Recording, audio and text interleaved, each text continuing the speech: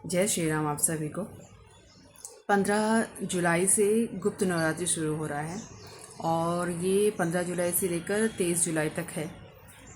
जैसे आप सभी को पता होगा कि 4 नवरात्रि हमारे रहते हैं। चैत्र नवरात्र एक रहता है, एक शारदीय नवरात्र रहता है और 2 गुप्त नवरात्र रहते हैं, जो कि एक जनवरी में आता है और अभी जो मैं बता रही हूँ वो आषाढ़ महीने में आता है, जो कि अभी वो 15 जुलाई से शुरू होने वाला है।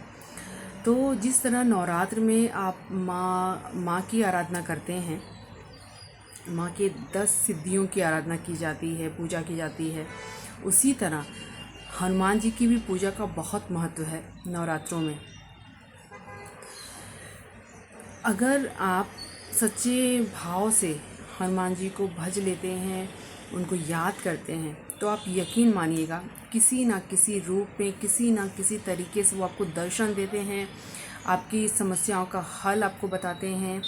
और अगर कोई बहुत बड़ी समस्या आपके जीवन में आने वाली है और आपने हनुमान जी के पैर पकड़े हुए हैं, तो वो जो समस्या है, ऐसा तो नहीं है कि वो नहीं आएगा, क्योंकि प्रारब्ध हमने किया है वो किसी ना किसी रूप में हमको इसका भोगना रहता है। तो वो बोलते हैं ना कि तलवार का घाव सुई से निकल गया, तो ऐसा होगा कि बड़ी चीज़ें होनी रहेंगी, लेकिन छोटी से आपको बस एहसास होगा कि हाँ ये चीज़ होके गई, लेकिन वो कुछ ज़्यादा बड़ा होने वाला था, लेकिन हनुमान जी ने उसको अपनी कृपा से कम उसमें से आपको निकाल दिया, आपको बचा लिया एक तरह से।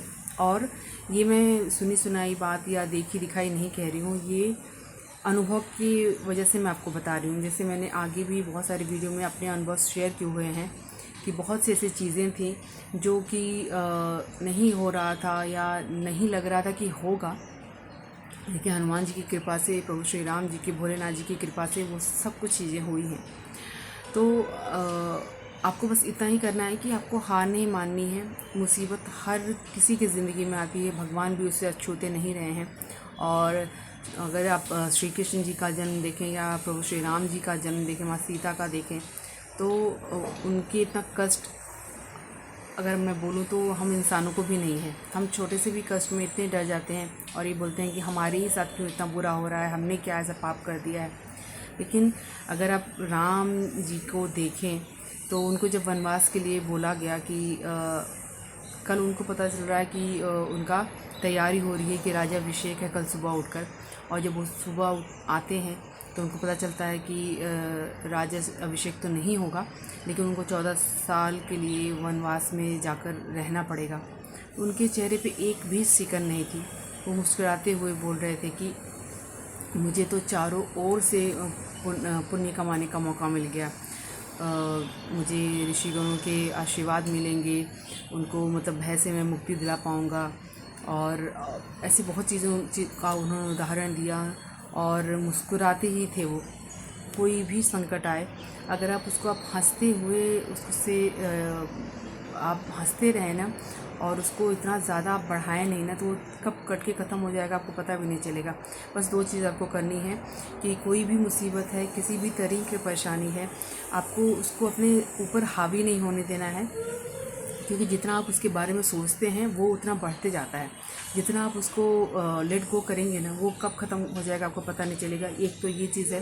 दूसरी ये कि आप जिन भगवान को, जिन देवी देवता को आप भजते हैं, आपके जो गुरु हैं जिनको आप मानते हैं, आप उसका बस उनके शरण में रहिए, उन पर पूरा विश्वास रखिए कि वो आपके साथ हैं, तो आपको बुरा कभी नहीं हो सकता है। आज हम बात करने वाले हैं कि क्या उपाय आप कर सकते हैं। इसमें हनुमान जी की जो उपाय है वो तो मैं आपके साथ शेयर करूंगी, और ये जो उपाय है ये बहुत ही कारगर उपाय है, तो आप लोग प्लीज़ इसको पूरे भाव से करिएगा। और साथ ही हम बात करेंगे माँ ललिता सहस्त्र नाम के बारे में। जैसे कि मैंने बताया कि बोलते हैं, ऐसे बहुत लोगों से मैंने सुना है कि बिना गुरु के आज्ञा के, किसी के बिना निर्देश के आपको ललिता सहस्त्र नाम का पाठ नहीं करना चाहिए। लेकिन बहुत से लोगों का अनुभव मैंने भी सुना और देखा है कि उन्होंने बताया कि उन्होंने पाठ किया तो उससे उनको बहुत ही अच्छा फल मिला है, क्योंकि माँ त्रिपुर सुंदरी हैं। इससे आपको चेहरे पे तेज आएगा, सुंदरता आपकी बढ़ेगी और कोई अगर रोग से काफ़ी टाइम से आप जूझ रहे हैं तो उससे आपको मुक्ति मिलेगी, आपको धन वैभव सब कुछ मिलेगा। आपके जो शत्रु हैं वो आपसे धीरे धीरे दूर होते जाएंगे। आपका मन में जो डर रहता है किसी चीज़ को लेकर, जो चीज़ आपको हमेशा अनहोनी का डर लगा रहता है वो चीज़ ख़त्म हो जाएगा। आपको मन की शांति मिलेगी, डिप्रेशन से आपको निजात मिलेगा। आपको एंजाइटी होती रहती है उससे आपको निजात मिलेगा। मतलब हर तरीके से आपको इससे फल बहुत अच्छा मिलेगा। बस 2-3 चीज़ों का आपको ध्यान देना है कि जब आप इसको पढ़ें, क्योंकि ये संस्कृत में है तो कोई त्रुटि नहीं होनी चाहिए। क्योंकि बोलते हैं कि एक बार भगवान लोग जो हैं, भोलेनाथ जैसे हनुमान जी हैं, तो ये लोग अगर कोई गलती भी हो तो मान जाते हैं कि चलो गलती से गलती हो गई है। लेकिन बोलते हैं कि माँ जो हैं वो त्रुटि को पसंद नहीं करती हैं। तो आप इस चीज़ को ध्यान रखिएगा। अगर आप संस्कृत अच्छे से पढ़ सकते हैं तो ही आप पढ़िएगा, नहीं तो आप क्या कर सकते हैं कि आप पहले मोबाइल में, टीवी में लगाकर, यूट्यूब पे बहुत सारे वीडियोस हैं, आप वहाँ पर लगाकर डेली उसको सुनिए और साथ साथ में बोलने की प्रैक्टिस करिए। जब आप प्रैक्टिस हो जाएगी ना तो आप फिर आसानी से उसको पढ़ सकते हैं ऐसा। और क्यों बोलते हैं कि किसी गुरु के निर्देश से करना चाहिए, कि जो मैंने बताया कि त्रुटि जो है वो नहीं होनी चाहिए, इसलिए और कई चीज़ों का ध्यान देना है। तो आपको करना कैसे है, या तो ये पूर्णिमा के दिन से स्टार्ट कर सकते हैं। रात्रि में बहुत अच्छा रहता है, माँ के फ़ोटो के सामने, माँ दुर्गा की फ़ोटो आपके पास है तो उनके सामने दीपक जलाइए, हल्दी कुमकुम को चढ़ाइए, कुछ भोग प्रसाद आप, जैसे उनको खीर पसंद है तो ये सब चढ़ाइए। और अच्छे से पूजा करने के बाद, फूल अक्षत ये सब चढ़ाने के बाद, उसके बाद वहीं पर आसन लगाकर बैठ जाइए। माँ को एक फ़ोटो अगर उनके आपके पास है, मूर्ति है, तो उनको लाल कलर बहुत पसंद है। जितना आप लाल कलर उनको चढ़ाएंगे करेंगे बहुत पसंद है। एक चीज़ और कि श्री यंत्र में साक्षात माँ का रूप माना गया है। तो श्री यंत्र को आप एक लाल आसन पे रखिए, चमकीले लाल आसन पे, और श्री यंत्र पे आप पहले तो थोड़ा सा इत्र डालकर, गुलाब का इत्र, और अच्छे से अभिषेक करिए। फिर अक्षत फूल और हल्दी कुमकुम से पूजा करिए। उसके बाद कहते हैं कि पूरा कुमकुम से श्री यंत्र को ढक देना चाहिए, बिल्कुल भी कुछ भी दिखना नहीं चाहिए। और माँ को बहुत पसंद है। रेशमी लाल कपड़े पे आप श्री यंत्र को स्थापित करिए और हल्दी कुमकुम से ढक दीजिए। और उसके बाद फिर आप ललिता सहस्त्रनाम का पाठ करिए। फिर आप देखेंगे कि आपकी कोई भी मनोकामना है वो ज़रूर से पूरी होगी। पूर्णिमा से आपको शुरू करना है, जैसे मैंने बताया, गुप्त नवरात्रि या नवरात्रि कोई भी, तो वहाँ से आप शुरू कर सकते हैं। अगर आप डेली करते हैं तो बहुत अच्छा है। कहते हैं कि अगर लगातार 3 साल तक आपने ललिता सहस्त्रनाम का पाठ कर लिया तो आप जो चाहें, जितनी आप पैसा चाहें, कुछ भी असंभव नहीं है। लेकिन इतना कोई नहीं कर पाता है। तो आप पूर्णिमा से पूर्णिमा कर सकते हैं, आप शुक्रवार कर सकते हैं, डेली कर सकते हैं, बहुत अच्छी बात है। जैसे मैंने बताया नवरात्रियों में भी बहुत अच्छा रहता है, तो नवरात्रि में भी कर सकते हैं। अब आते हैं बैक टू अपना उपाय पे। हनुमान जी के लिए जैसे मैंने बताया कि 15 तारीख से गुप्त नवरात्र शुरू हो रहा है। तो आपने क्या करना है, आप हनुमान जी को, जैसे राम नाम सुनना बहुत पसंद है, वैसे ही आप अगर दुर्गा चालीसा का पाठ करते हैं, दुर्गा सप्तशती का पाठ करते हैं, या लोग कवच का पाठ करते हैं, तो वो भी बहुत अच्छा लगता है क्योंकि वो माँ हैं। तो आप ज़्यादा कुछ नहीं तो दुर्गा चालीसा का पाठ भी ज़रूर से करिएगा। नवरात्रियों में दिया लगाने के बाद, पूजा अर्चना करने के बाद आप दुर्गा चालीसा का पाठ करिए।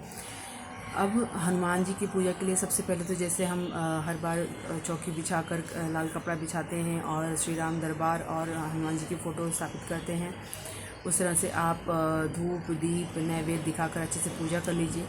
उसके बाद आपने क्या करना है, रक्षा जो सूत्र होता है जो हम बांधते हैं, मौली धागा, उसकी एक ऐसी लेना है जैसे आपकी हाइट जितनी है, सर से लेकर पैर तक, आप एक पूरा अपने हाइट के हिसाब से धागा आप तोड़ लेंगे। और उसके बाद आप हनुमान जी के सामने आसन लगाकर बैठ जाएंगे। जैसे मैंने बोला कि नवरात्रि है तो रात्र में बहुत अच्छा रहेगा। 9 बजे से आप शुरू करिए और 12:30 बजे तक आप ये कर सकते हैं। जितना लेट हो सके उतना अच्छा है। तो आपने सबसे पहले तो जिस तरह से हम संकल्प लेते हैं, आप संकल्प ले लीजिए।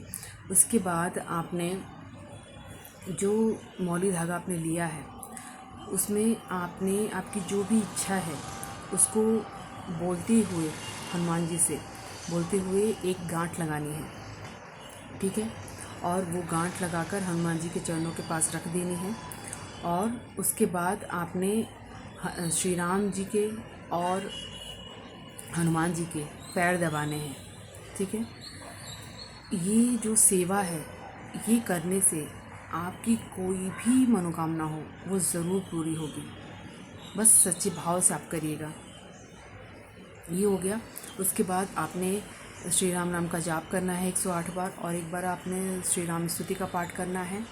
आपने इसमें 3 हनुमान चालीसा का पाठ करना है, एक बार बजरंग बाण, एक बार हनुमान अष्टक और एक बार हनुमान जी की आरती। अब जो आपने जो रक्षा सूत्र लिया है वो हनुमान जी के फ़ोटो के पास आप रख देंगे, ठीक है। उसके बाद आपने ये जो प्रक्रिया है उसको आपने 11 दिन तक करना है।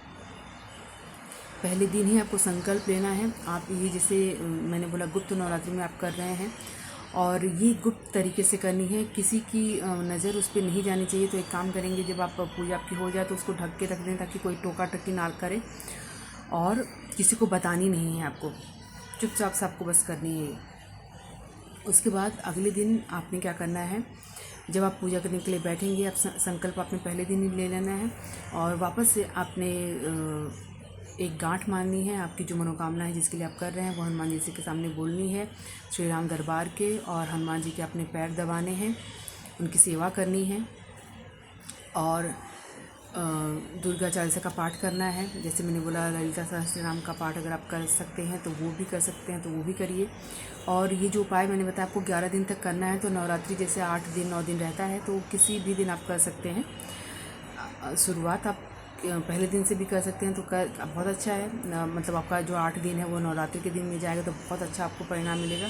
नहीं तो आप उन 8 दिनों में कभी भी शुरू कर सकते हैं, लेकिन आपको ये 11 दिन तक करना है। रोज़ आपको एक गांठ मारनी है, हनुमान जी के और श्री राम दरबार के पैर दबाने हैं, और आपकी जो भी मनोकामना है उसको उनके सामने बोलना है, गिड़गिड़ाना है उनसे। जब आप पैर दबा रहे हो तभी भी आप गिड़गिड़ाते हो, जैसे हम माँ बाप से कैसे शिव मांगने के लिए उनको मस्का लगाते रहते हैं ना, उसी तरह से आपको उनके पैर दबाते हुए, गिड़गिड़ाते हुए, बच्चे की तरह बिलखते हुए आप उनको बोलिए। और आप देखेंगे कि आपकी मनोकामना इन जो नवरात्रि के 8 दिन हैं उनके अंदर अंदर ही आपकी मनोकामना पूरी होगी, बड़ी से बड़ी मनोकामना। अब इस उपाय को आप किसी बहुत बड़े रोग मुक्ति के लिए भी कर सकते हैं, कर्ज मुक्ति के लिए कर सकते हैं, शादी विवाह के लिए कर सकते हैं, बच्चे के लिए कर सकते हैं, गवर्नमेंट जॉब के लिए कर सकते हैं, कोई आपने परीक्षा दे रखी है उसका रिजल्ट आने का वेट कर रहे हैं उसके लिए कर सकते हैं। क्योंकि कलयुग के जागृत देव हैं हनुमान जी, और आपकी हर मनोकामना सुनते हैं। बस आप भाव से और पूरे सरेंडर होकर आप ये चीज़ को करिएगा। वीडियो में लास्ट तक बने रहने के लिए आप लोगों का तहे दिल से धन्यवाद। वीडियो अगर पसंद आए तो लाइक ज़रूर से करिएगा। चैनल पर अगर नए तो चैनल को सब्सक्राइब कर लीजिएगा। कमेंट में प्रभु श्री राम जी का, प्रभु बालाजी का नाम लगाना मत भूलिएगा। मिलते हैं हमारे नेक्स्ट वीडियो में, तब तक के लिए जय श्री राम, जय प्रभु बालाजी।